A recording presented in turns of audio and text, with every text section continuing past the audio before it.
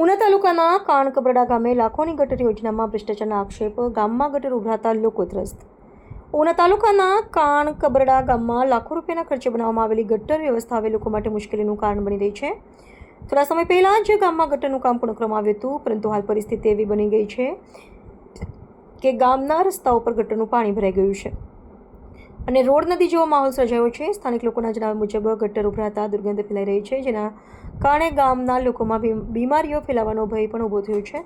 લોકો ભારે હાલાકીનો સામનો કરી રહ્યા છે. ગામ લોકોનો આક્ષેપ છે કે લાખો રૂપિયાનું કામ કરવાનું હોવા છતાં તેનું યોગ્ય આયોજન અને ગુણવત્તા રાખવામાં આવી નથી. બીજી તરફ ગ્રામ પંચાયત તરફથી હજુ સુધી કોઈ યોગ્ય પગલાં લેવાયા નથી, જેના કારણે લોકોમાં ભારે રોષ જોવા મળી રહ્યો છે. ગામ લોકોની પીડા, લોકો બીમાર પડી રહ્યા છે. ગંદા પાણીના કારણે ભારે હાલાકી, રોડ પર પાણી ભરાતા અવરજવર મુશ્કેલ. પંચાયત સામે ભ્રષ્ટાચારના આક્ષેપ. હવે પ્રશ્ન ઊભો થાય છે કે લાખો રૂપિયાનું કામ છતાં સમસ્યા કેમ યથાવત છે?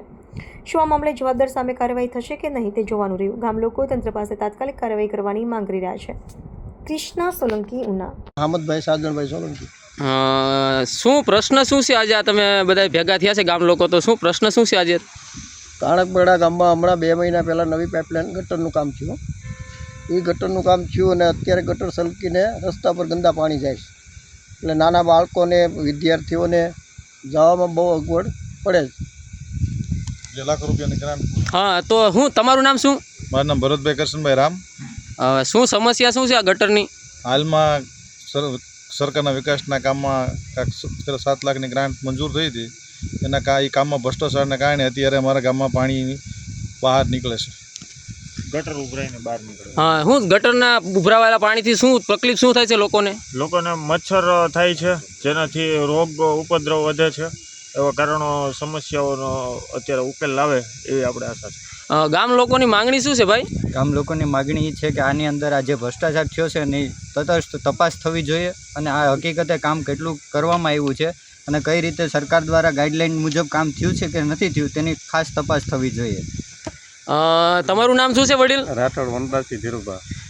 વનરાજસિંહ, તો આ ગટરનો સમસ્યા કેટલા ટાઈમથી ચાલે છે તમારા ગામની અંદર? હમણાં થોડાક દિવસથી ચાલુ છે. પાણી બહુ જ નીકળે છે અને મચ્છરનો પણ બહુ જ ઓલો ત્રાસ છે અત્યારે, કેમ કે ગંદુ પાણી નીકળે છે. એના હિસાબે છોકરા પણ અહીંયાથી અવર જવર કરે છે પાણીમાં થઈને, એટલે એના માટે ઝડપથી સરકાર કંઈ પણ કાર્યવાહી કરે.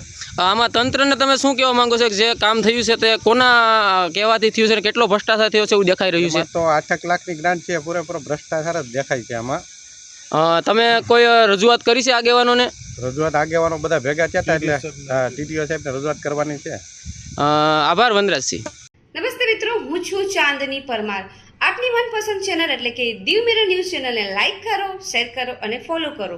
અને હા, તેમાં દરરોજ તાજા સમાચાર જોવાનું ભૂલશો નહીં. નમસ્કાર દર્શક મિત્રો, હું છું પાયલ બામભણિયા. આજના મુખ્ય સમાચાર, દેશ વિદેશ, ગુજરાત રાજ્યના તાજા બ્રેકિંગ સમાચાર નિહાળો દીવ મિરર ન્યૂઝ ચેનલ પર દરરોજ રેગ્યુલર.